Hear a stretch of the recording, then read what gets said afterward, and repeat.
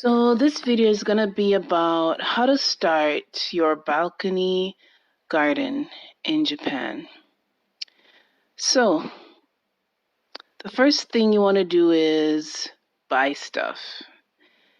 If you don't know where your local stores are, the first thing you want to do is get on Google Maps and check for some home stores near you. Some popular home stores are Ayaha, DIO, Komeri.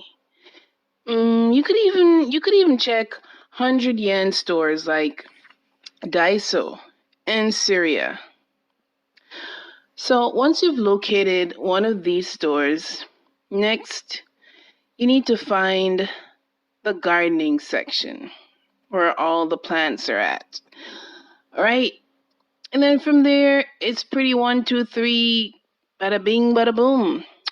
From there, you take out your wallet and you spend some yennies. And you make it rain up in the Daiso. All them yennies. Right?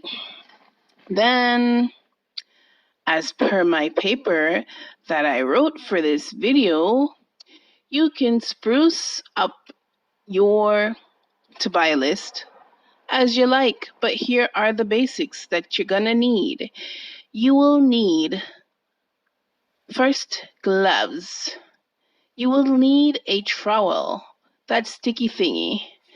You're gonna need scissors, a shovel, a watering pot, and also important, you're gonna need a broom and shovel set.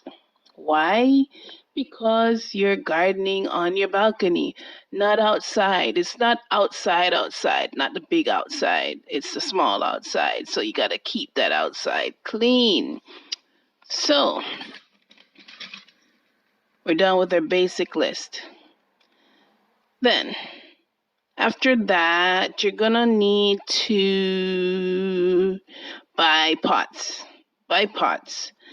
And that's gonna be based on your visual design, your whatever you visualize for your balcony.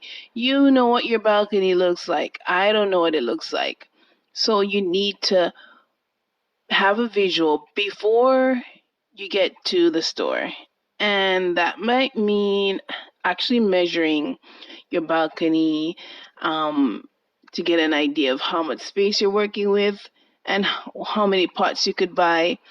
Also, you're going to need to think about, do you want to go vertical with your garden? Do you want to put all your pots, stack them up in a row on top of each other?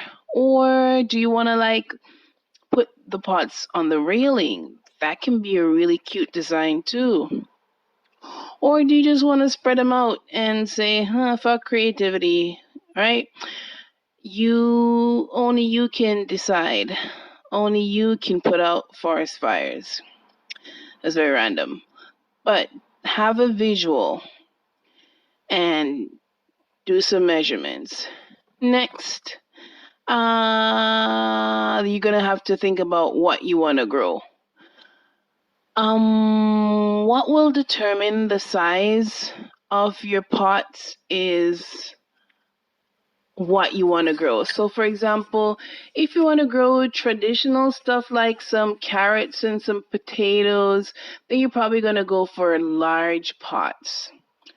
But if your vision is, oh, I want a herb garden, I don't really want to grow all the big, sturdy, yummy, delicious vegetables. I want me some herbs like I don't know, rosemary and thyme, blah blah blah blah blah. Then you're gonna go for smaller pots. So again, visualization and having aims and objectives, that's importante.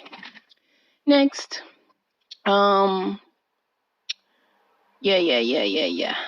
accessories.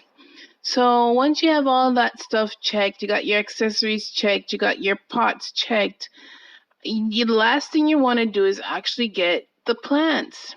You can't have a home garden without the plants, right? That would be dumb. Don't be dumb now. So, I'm kidding. I'm sure you're very smart and intelligent. So buying the plants. So I think if you are an expert planter, then you should just get the seeds. The seeds are cheap, about maybe 300 yen per pack on average is what I've seen when I've been to a few stores. 300 yen seems to be the safe bet you're going to pay for about any seed packet or under 300 yen. So if you're an expert, save your money. You know what you're doing. Buy the seeds. And you get to raise your plant babies, from the seed all the way up before you slaughter it for dinner. But if you are a beginner, um, like me, then I think it's best to actually get the seedling, because you don't know what you're doing and you don't want to fuck shit up, right? And you don't want to get discouraged after spending all that money, all that time. So give yourself a break, spend a little bit more money. You've already bought all the other crap, right? So spend a little bit more money and buy a few seedlings of whatever it is you want to buy, if that's possible. That'll keep your motivation up, and there's less chance of it dying.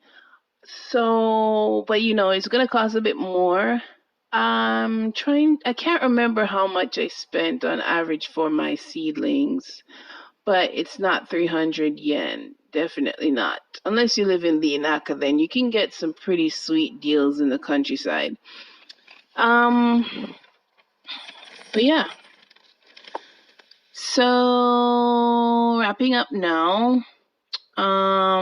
So to end, I want to say you can accessorize even more. You can get fake grass, you can get cute gnomes, you can get fake flowers.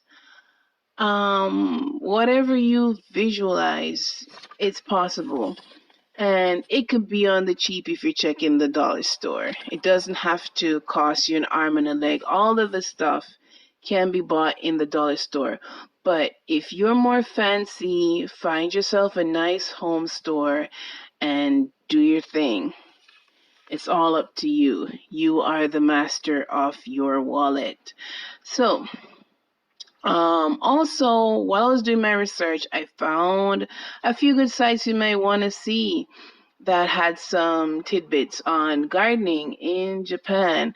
So I'll put the links below. There are savvytokyo, taylorb.net, and I think another one that I liked wasn't Japanese, but very Japanese centered, but very concise and to the point.